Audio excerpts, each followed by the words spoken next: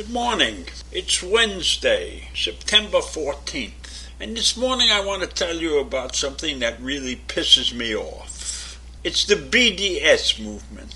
There's very few things that I get very upset about that I can't control. But this is one of them. The BDS movement was started by Omar Baghdadi. And Omar Baghdadi believes that there should not be a state of Israel. There should not be a two-state solution. He believes that all of these Israeli and Palestinian conflicts could be resolved if they would have one country and share it. And I think that is ridiculous. Why can't Israel have that little sliver of land that they have? Why? Do you think the UN made a mistake in 1948 by giving Israel its land back? Is it unfair for a nation like Israel to exist? 14 million people in the world, 1/10 of 1% of the world's population are Jews.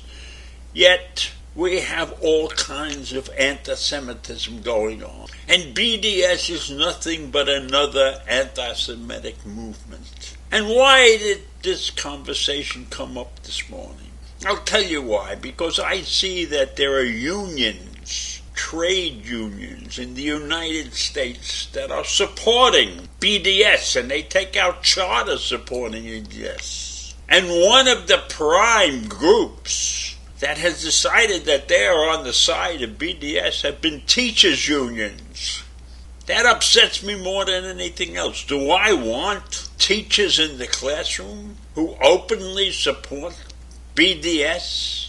Do I not believe that that will lead to more anti-Semitism in this country?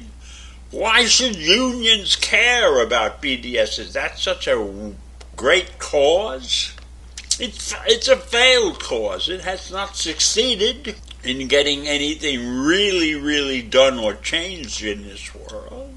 And I'll tell you something else. When people talk about BDS, they talk about apartheid and how the Jews are treating the Palestinians. Well, the Palestinians, at least the Palestinian leadership, not the Palestinian people, but the Palestinian leadership, are dead set against the Jews. And all these claims of getting their land back are phony. Because in 1948, when all of the Arab countries lined up at the borders of Israel, planning to attack and take the country over, they told their citizens to leave, that Israel would soon be wiped off the face of the earth. And those people got up and left. They got up and left. So they left. They're not entitled to get their land back. And the UN has sanctioned Israel more than they've sanctioned any other country. And Israel continues to be a world leader in technology and medicine, and they provide all kinds of help to any nation that needs it. In fact, their hospitals openly accept Palestinians who are in need of medical care. So why? Why is there such a movement against them? How can a country, a tiny little country, be put under BDS?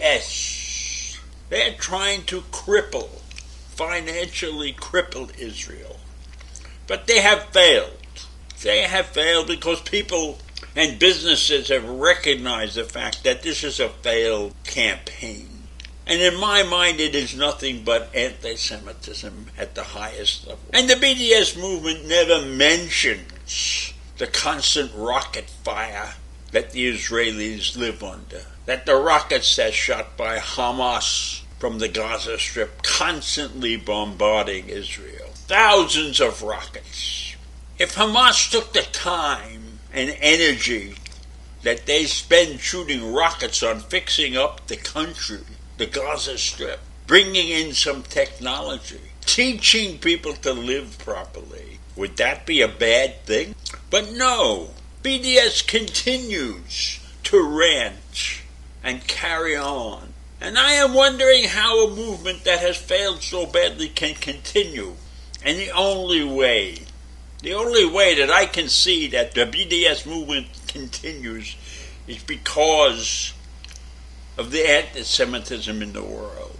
And as I said before, that is only exacerbated by the actions of the United Nations. And so, I am sorry if I am very pissed off this morning, but when teachers' unions, those unions of individuals that are supposed to shape the minds of our children, agree to join the BDS movement, that's a disgrace, an absolute disgrace. And where? Which unions?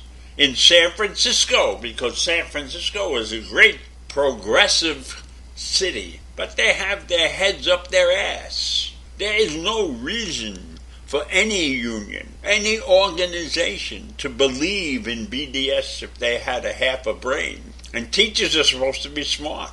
So can people who really belong to BDS educate my children? I think not. I think not.